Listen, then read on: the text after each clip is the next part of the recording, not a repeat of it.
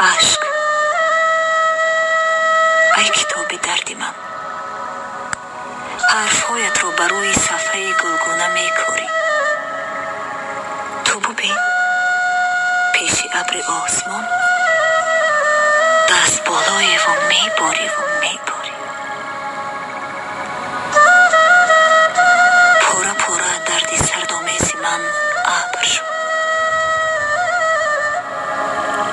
از تمام لحظه های ناامیدی وای دستاویز من پافشاری نی و بلکه صبر شد.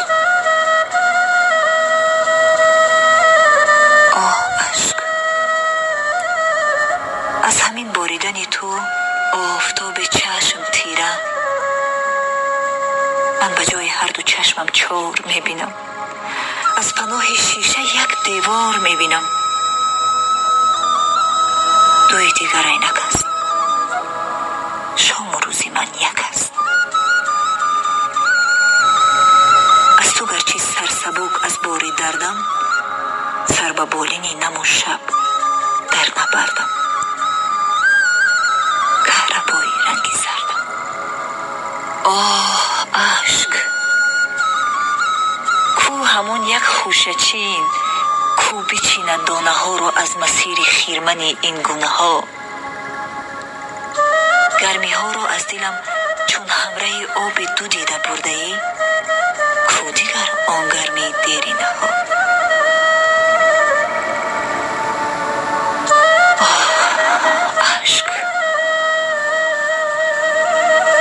گرچه دادم ماندگان رو دست یاری بیدرک، لیک دستم بی نمک. قطره های روی کف باریده تو گرچه شورند، ناسپاسان آه کورند.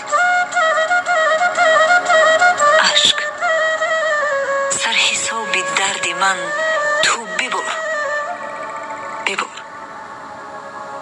دانه هایت رو بروی صفحه گلگونه کار بار بار. ای علم تیزم بریز، ای ستم بیزم بریز. گر نمیخواهی زیغم ریزم